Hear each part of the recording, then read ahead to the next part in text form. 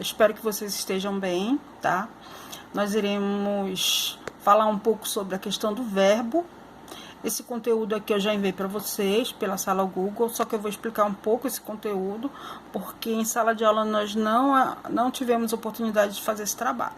Mas eu sei que vocês estudaram no 9º ano sobre verbo e deve ter alguma coisa aí que vocês ainda se lembram, tá? O que seria o verbo? O verbo é a palavra que expressa ação, estado e fenômeno da natureza, tá bom? Situado num tempo, num espaço, tá? Então, tudo que der ideia de ação e de estado é um verbo, tá? Então, nós temos aqui o verbo. Quando se pratica uma ação, a palavra que representa essa ação indica o momento em que ela ocorre. É o verbo. Então, o verbo, ele indica essa ação, que pode ser no presente, no passado ou no futuro. Nós temos os verbos que eles são classificados da seguinte maneira. Nós temos os verbos regulares. Nesse caso, os verbos regulares são aqueles verbos que eles têm o mesmo radical, tá? O que vai mudar vai ser somente as desinências, nesse caso, as terminações, como você vê aí. O radical permanece o mesmo, mas muda as desinências. Isso são chamados verbos regulares. Nós temos também os verbos irregulares. Nesse caso, o radical ele não vai ser o mesmo, tá? O radical ele vai mudar e, logicamente, as terminações sempre mudam, porque vai acompanhar as pessoas do discurso. Nós temos os verbos anômalos. O que seriam esses verbos anômalos? São verbos que eles são diferentes durante a conjugação. Não permanece o mesmo radical, até muda, que às vezes você pensa que é outro verbo. Por exemplo, sou, és, tu, mas todos eles são o verbo que ser, tá? Isso são verbos anômalos, tá bom? Nós temos os verbos também chamados verbos defectivos. Nesse caso, esses verbos, eles às vezes não são conjugados em todas as pessoas, tá? Tem algumas pessoas, por exemplo, que eles não podem ser julgados, não tem uma conjugação. Pode ser na primeira pessoa, na terceira pessoa, tanto faz, tá? O que importa é que eles não são conjugados em todos os tempos, nem em todas as pessoas. Já nós temos também os verbos que são chamados abundantes. Nesse caso, nós temos mais de um verbo, mais de uma conjugação para esse verbo, tá? São formas diferentes de conjugar o mesmo verbo. Por exemplo, haver, havemos, hemos, expulso, expulsando, expulsar, tá? Aí já são abundantes, já são formas abundantes só de um verbo. Nós temos também as pessoas do verbo, nesse caso, a primeira pessoa, eu, segunda pessoa, tu, terceira pessoa, ele ou ela, isso no singular.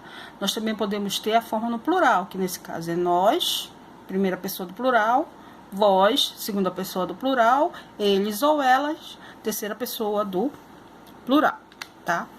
Aqui nós temos, ó, cantar, nós temos as conjugações verbais, que é a primeira pessoa, que é, no caso, estão os verbos terminados em AR, segunda conjugação, o verbo terminado em ER, terceira conjugação, que é o verbo terminado em ER. Isso que são os verbos conjugados quando eles são regulares, porque às vezes tem aquelas formas irregular que não segue essa mesma proporção, tá bom? As conjugações verbais, tá bom? A conjugação verbal, o verbo, ele é conjugado, né, derivando a partir das pessoas. Nós podemos ter várias conjugações verbais, tá? Nós podemos ter a flexão verbal. Nesse caso, a flexão verbal são as formas que o verbo são colocadas nas pessoas, através da conjugação das pessoas. Por exemplo, se eu falar eu escrevo, eu falo eu escrevo, né? Eu tenho um verbo que ele é regular, porque eu vou ter o mesmo radical, mas a desinência dele vai ser modificada. Olha, eu escrevo, ó, tu escreve, és, ele escreve, né? Então, nós temos aí a flexão verbal, ela vai se modificando conforme a pessoa vai sendo colocada. A flexão verbal, ó, na noite fria o menino chora, pessoa, número, singular, tempo e modo. Nós temos o modo verbal, nós temos o tempo verbal. Nesse caso, o tempo, né, presente, passado, futuro. E nós podemos ter o modo, que é o modo indicativo, subjuntivo, tá? Nós temos aqui, ó, as pessoas, o número de pessoa, primeira pessoa, segunda pessoa, terceira pessoa, tá? Primeira pessoa, segunda pessoa, terceira pessoa do plural. Tempo e modo, nós podemos ter o presente, passado ou futuro, mas além de conjugar os verbos no presente e no passado, nós podemos ter ainda aqueles modos que eles podem dar certeza, podem dar dúvida e podem dar ordem, tá? Nesse caso, nós temos o modo indicativo, que exprime um fato certo, uma certeza. Nós temos o modo subjuntivo, que nesse caso exprime um fato possível, duvidoso, hipotético. E nós temos o modo imperativo, que nesse caso é uma ordem, um pedido, é um conselho, tá? Aqui nós temos o tempo do modo indicativo. Normalmente o tempo do modo indicativo é o presente, né? O pretérito, nesse caso o pretérito, ele vai ser perfeito, imperfeito e mais que perfeito. Nós temos o futuro, que pode ser do presente e do pretérito. Os tempos do modo indicativo. Presente expressa um fato atual, ou seja, eu faço, presente, tá? Eu andei, tu andaste, ele andou. Então, é um fato que está ocorrendo. Tempos do modo indicativo. Pretérito imperfeito expressa um fato passado não concluído, tá? É um tempo passado, mas não concluído. Quando eu era criança, íamos à pizzaria no campo. Morávamos. Então, sempre tem essa terminação aí, ó. Tá? Éramos. Tempo do modo indicativo, pretérito perfeito, expressa um fato passado concluído. Meu mundo é muito bom. Acabou o shampoo. Tá? Tem pretérito mais que perfeito. Obama acabara de chegar quando recebeu as boas-vindas. Nós temos também o futuro do presente, morrerei. Nós temos o futuro do pretérito, viriam, tá? Aqui nós temos o tempo do modo subjuntivo. Isso daqui é algo rápido que eu tô falando, tá? Mas depois a gente vai tentar trabalhar mais detalhadamente cada tempo, cada modo. Tá bom? Tempo do modo subjuntivo. Tempo do modo subjuntivo aqui, tá?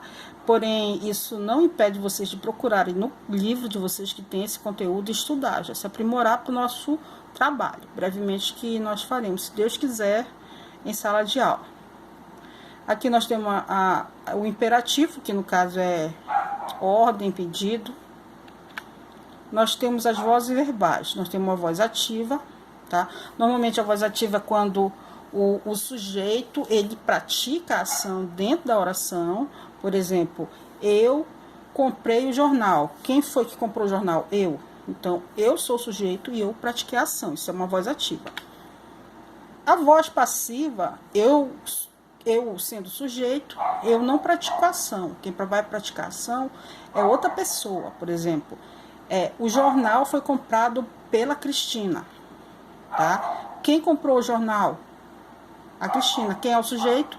O jornal. Quem praticou a ação? A Cristina. Então, isso daí é uma voz passiva, tá?